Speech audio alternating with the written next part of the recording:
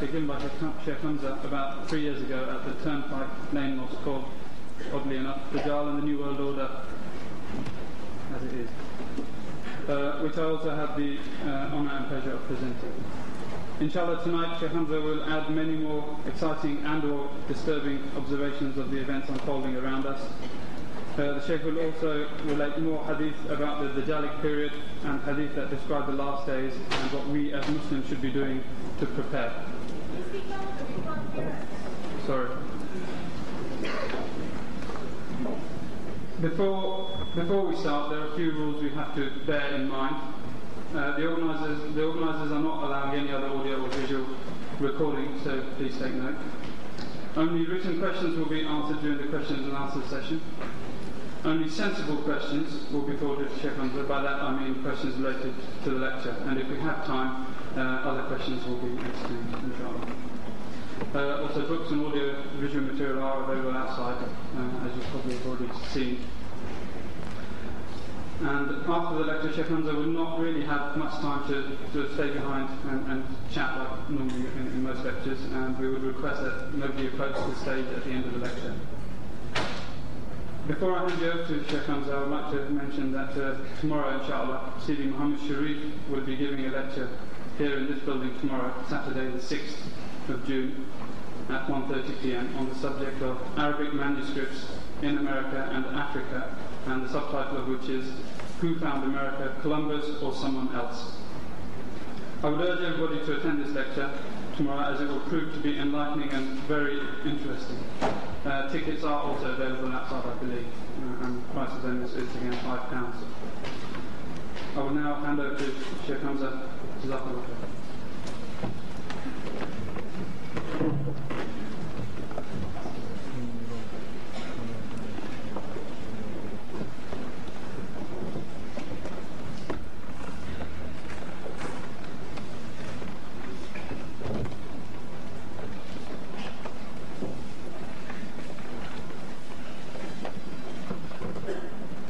السلام عليكم.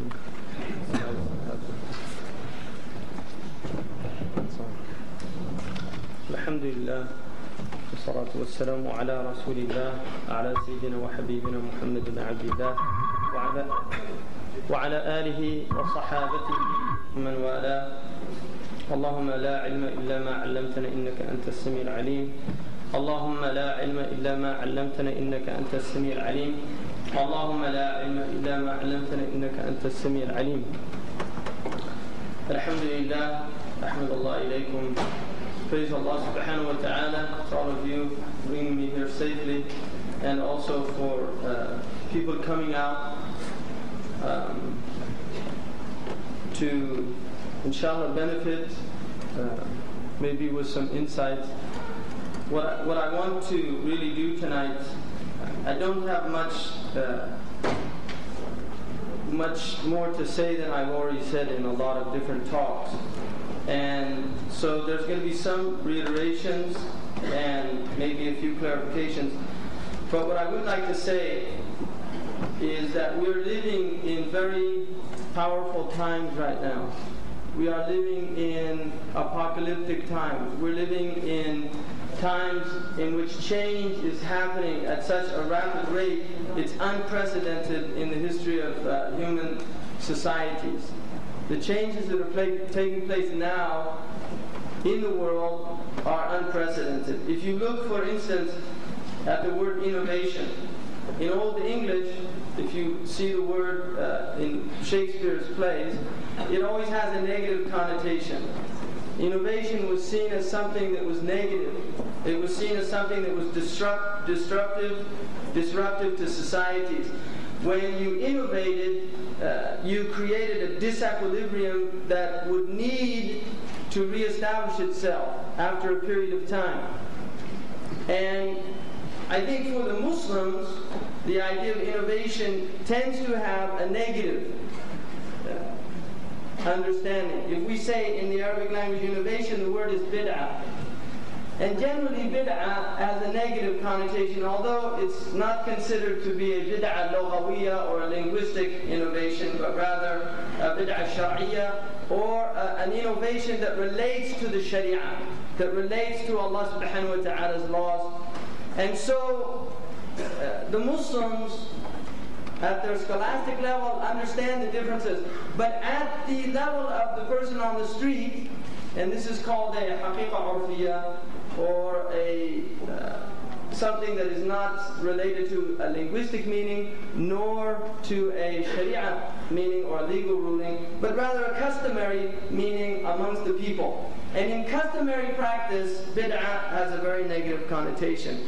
And yet, this is an age in which there is constant ibda' in Arabic, constantly.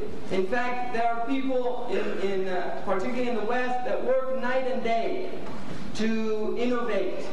And they see that innovation is really the pinnacle of their civilization. They see that bringing new, see the new.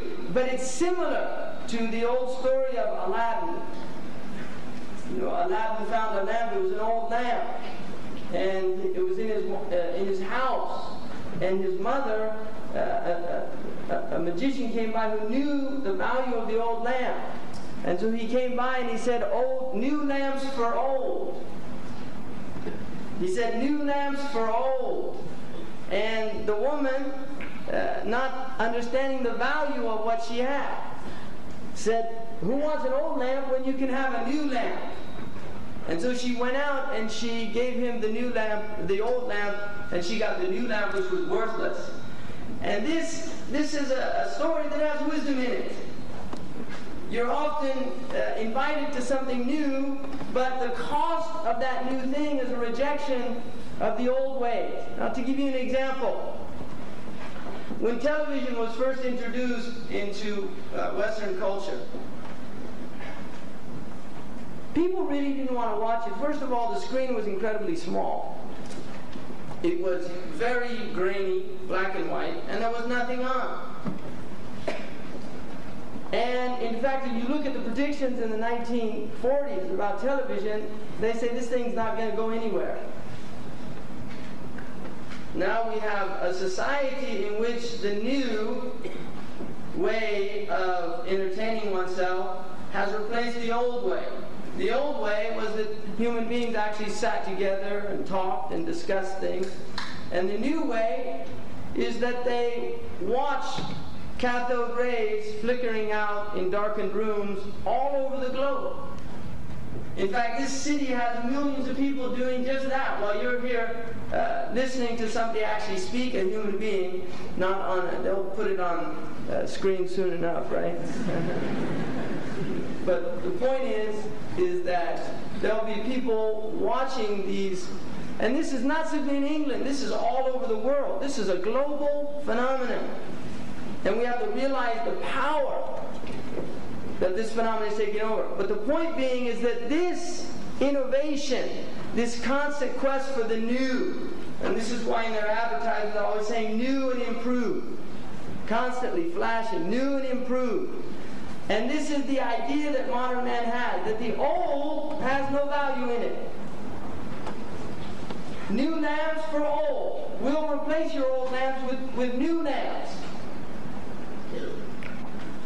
Now, unfortunately, the Muslims have traded their old lamp as well. And the old lamp worked.